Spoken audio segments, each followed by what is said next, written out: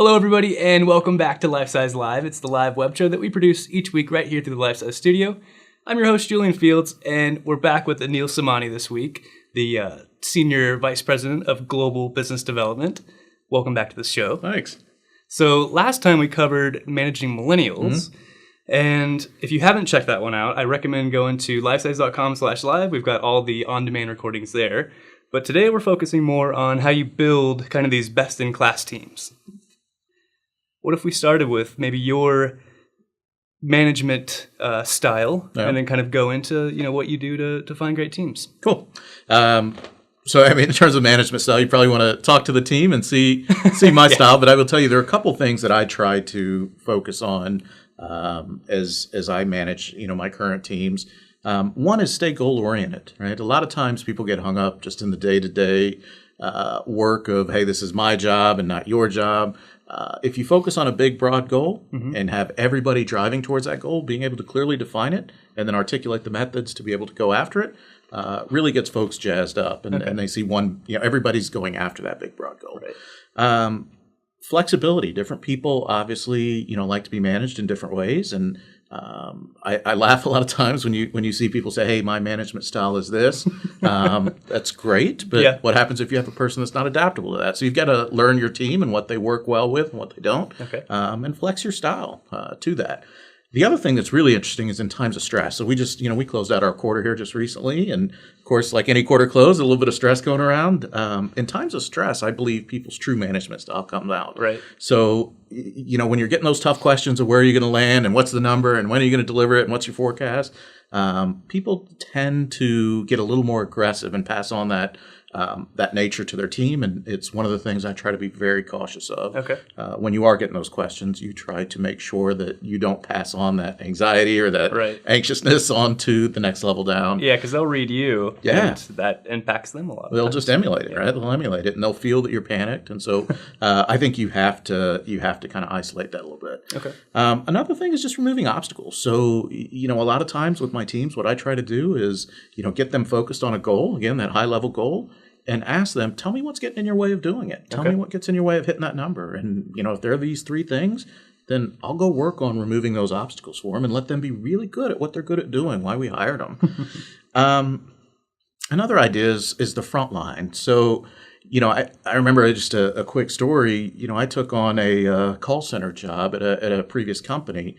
And I was hearing a ton of noise from our frontline reps about this is wrong, the systems are too slow, too many systems, can't do this, can't do that.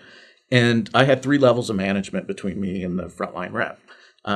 And throughout that, it was that big game of telephone. By the time it got to me, everything's okay. Great. Yeah, it's all working, They all like it. Everything's working really well. We're doing good on our end, so you don't have to worry about it. Exactly. So I went past them. After a couple of weeks, I could see that something was wrong. I couldn't put my finger on it. Right. And I just went and sat for a couple of weeks with the frontline reps. I took calls. I messed up on a few calls, but had a blast doing it and learned a ton.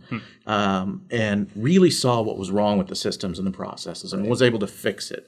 So, not only did that help me understand and kind of cut through some of the noise, but it also drew this level of support from the team where they saw like, this is a guy that's going to get in and actually understand what's happening, not just, someone that's going to dictate from up top.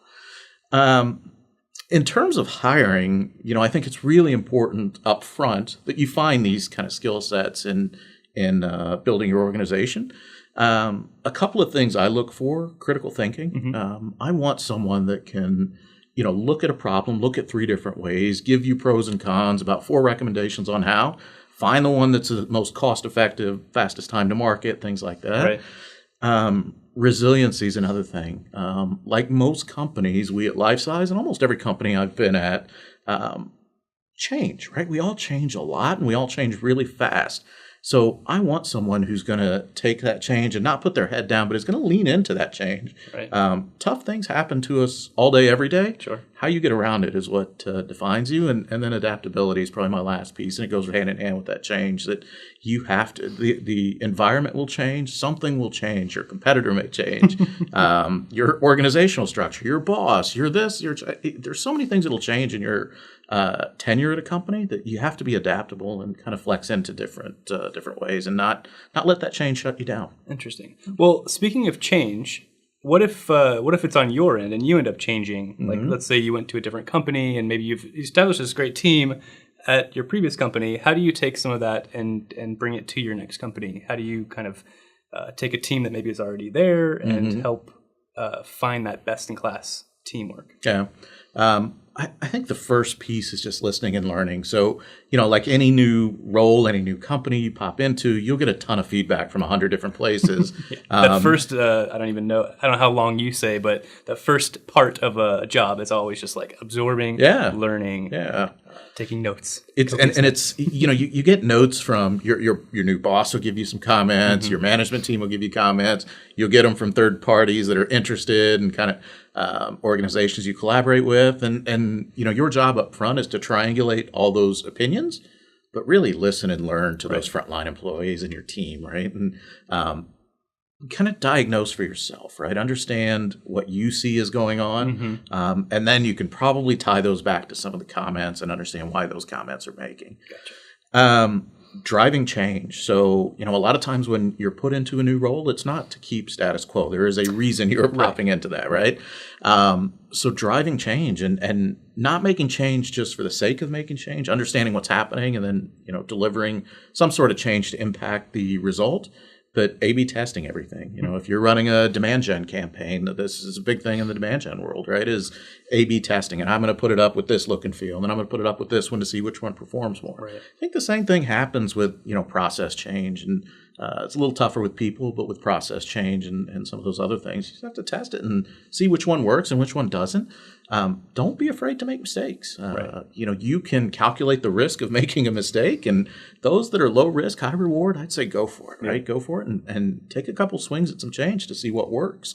And the last thing is the empowerment of the people. So, so many times I hear people saying, hey, I'm a manager, yes, but that's not my job. And that immediately clues me into, okay, you're not a leader. Yes, you're a manager and you have the title and the people report to you, but you're not a leader, right? I want the leaders within the organization to think broadly. And just because it's in this little silo of your area of responsibility doesn't mean you can't impact it, right? You can impact things without people technically reporting to you. And so kind of opening up to a bigger, broader perspective. Okay. Well, I know we're running short on time, so I wanted to kind of, let you leave the audience with kind of your one last piece of advice there. Yeah. Key impact. I would say it focuses around goals and being goal oriented. Okay. I just see a lot of friction within organizations and kind of different. Sales and marketing is just a traditionally notorious one, where you see people just finger pointing back at each other. And I'll take an example that we've used here at Lifesize. I've got a peer over that runs our channel, and that relationship is such where we put kind of strategy every other week. We put a strategy kind of comment out there, and he and I go after and say, hey, how can we do this better? What are more effective ways? And it doesn't matter if it's in his shop or if it's in my shop, or if I did something wrong, he does something wrong. It doesn't matter. We put that strategy up top and we brainstorm that strategy and how can we do this better? And have we thought about doing this, or have you thought about doing that? What if we move this person? And it's solely focused on that goal orientation.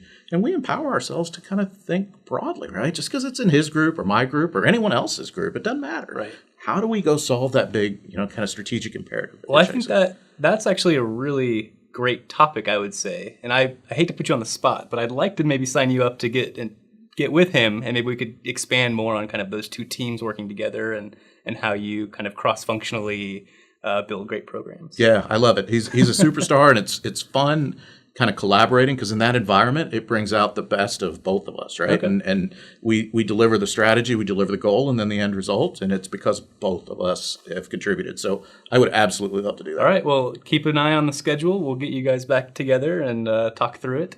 Anyway, we're coming close to the end of time here, so I would like to thank you for joining us again. Everyone out there, thank you for tuning in, and we'll see you next week. Bye.